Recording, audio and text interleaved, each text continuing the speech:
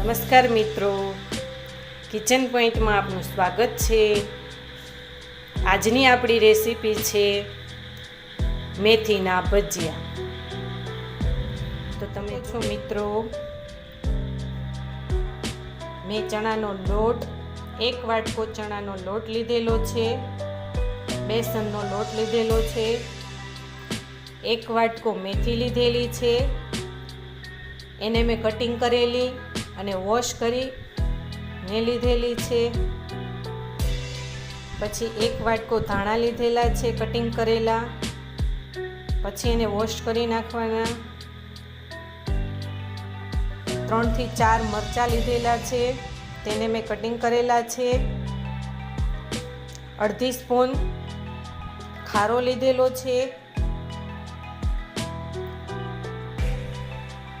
1 લીંબુનો રસ લીધેલો છે અને 2 ચમચી મીઠું લીધેલું છે। સૌપ્રથમ પહેલા આપણે બાઉલ લઈશું।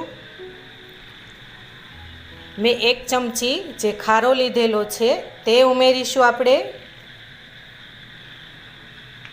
તેમાં પછી જે આપણે મીઠું લીધેલું છે તે ઉમેરીશું। પછી તેમાં આપણે જે કટિંગ કરેલા મરચાં છે તે ઉમેરીશું। પછી તેમાં જે આપણે આ મેથી લીધેલી છે, ધાણા લીધેલા છે તે ઉમેરીશું। પહેલાં બધું આપણે અંદર મિક્સ કરી લેવાનું છે। પછી આપણે એમાં મેથી ઉમેરીશું 1 વાટકો,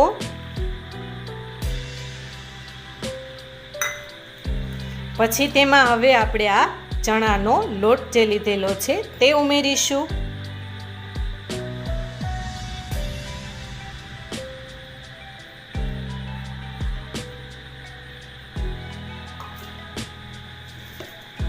પછી તેને આપણે મિક્સ કરી લઈશું।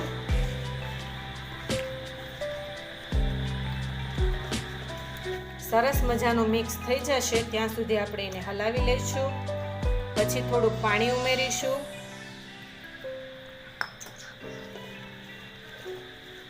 પાણી ઉમેરતા જશું અને એને આપણે મિક્સ કરતા જશું, જેથી કરીને આપણો લોટ કઠણ ન રહે એનું પણ આપણે ધ્યાન રાખવાનું છે અને ઢીલો ન થઈ જાય તેનું પણ દેખાઈ રહ્યું છે। આપણે સરસ મજાનું મિક્સ કરી લીધેલું છે।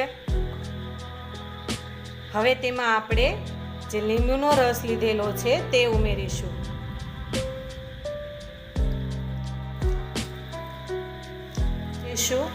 જેથી કરીને તે સરસ મજાનું મિક્સ થઈ જાય।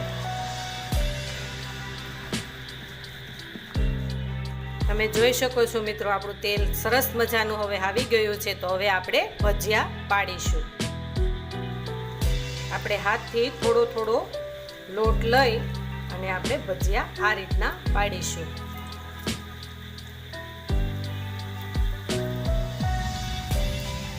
દેખાય છે ને સરસ મજાના ભજીયા, મેથીવાળા ભજીયા છે।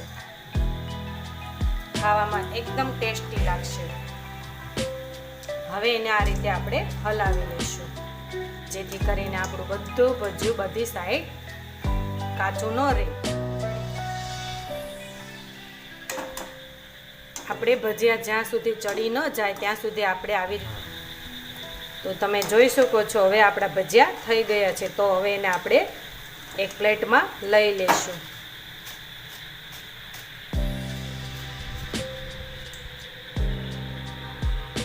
તો તમે જોઈ શકો છો મિત્રો, હવે આપણો ભજીયા રેડી થઈ ગયા છે। તો એની સાથે આપણે 2 કાંદા લીધેલા છે, ચટણી છે, મરચું છે અને છાશ છે। તો લાગે છે ને એકદમ સરસ ટેસ્ટી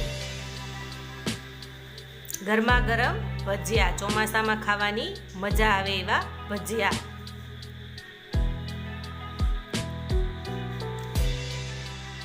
તો મિત્રો, તમને આ વિડીયો ગમ્યો હોય તો લાઈક કરજો, શેર કરજો અને સબસ્ક્રાઈબ કરજો।